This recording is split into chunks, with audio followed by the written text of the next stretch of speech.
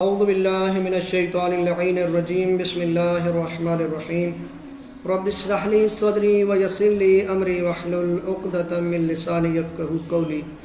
معزز و مکرم مومنین، السلام علیکم۔ یا علی علیہ السلام مدد۔ مومنین، جیسا کہ آپ جانتے ہیں کہ انسان خطا کا پتلا ہے، انسان سے گناہ ہو جاتا ہے، انسان سے غلطی ہو جاتی ہے، انسان سے خطا ہو جاتی ہے، انسان سے گناہ ہو جاتے ہیں، لیکن عظیم انسان وہ ہے کہ جب خطا ہو جائے تو خدا سے معافی مانگے، جب کوئی گناہ ہو جائے تو خدا سے توبہ کر لے۔ لیکن انہی گناہوں کے ساتھ ساتھ بعض اوقات انسان کے لیے کوئی ایسے کام کرتا ہے، مثلا کسی کے بارے میں تہمت لگا دی، کسی پہ تہمت لگا دی، کسی کی غیبت کر دی یا کسی کا مال کھا لیا۔ بعض اوقات انسان گناہ ایسے کر تو جاتا ہے، لیکن ایک ٹائم آتا ہے کہ اس کو خیال آتا ہے کہ یہ میں نے بہت برا کیا، تو انسان سوچتا ہے کہ اب میرے لیے اب بھی کوئی بخشش کی امید ہے کہ نہیں ہے۔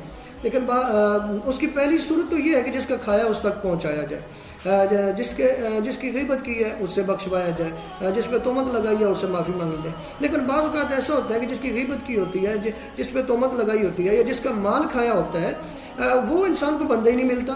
اب انسان کیا کرے؟ اسے پتہ بھی نہیں ہوتا کہ میں نے کس کا کتنا کھایا، کیا کیا ہے، اور بندوں کا بھی تعین نہیں اسے ہوتا، پتہ نہیں ہوتا کہ کون ہے۔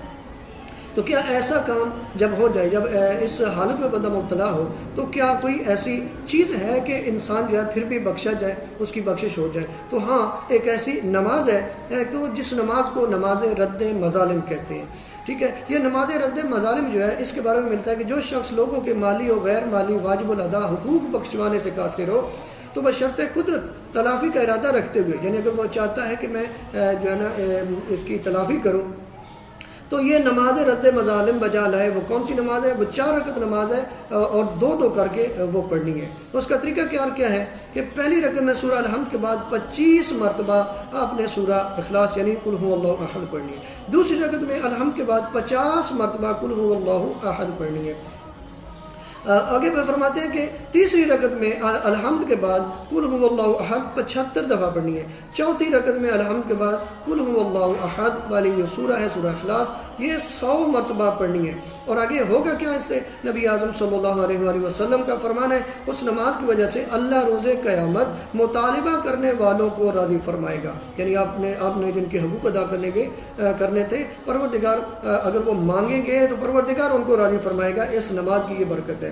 فرمایا اگرچہ ان کی تعداد بقدر بیابان کے ریگ کی ہو، اور وہ نماز گزار سب سے پہلی صف میں بجلی کی طرح بہشت میں داخل ہو جائے گا۔ یعنی دیکھیں پروردگار نے تو کتنے ذرائع بنائے ہیں کہ میرا بندہ جو ہے اگر بھول چکا ہے، اگر اس سے گناہ ہو گئے، تو پھر یہ نماز پڑھے، نماز پڑھ کے بھی معصوم فرما رہے ہیں کہ پروردگار ایسے بندوں کو راضی کرے گا جن کے اس نے حقوق دینے تھے۔ پروردگار سے دعا ہے ہم سب کو حقوق اللہ اور حقوق العباد ادا کرنے کی توفیق عطا فرمائے۔ والسلام علیکم ورحمۃ اللہ وبرکاتہ۔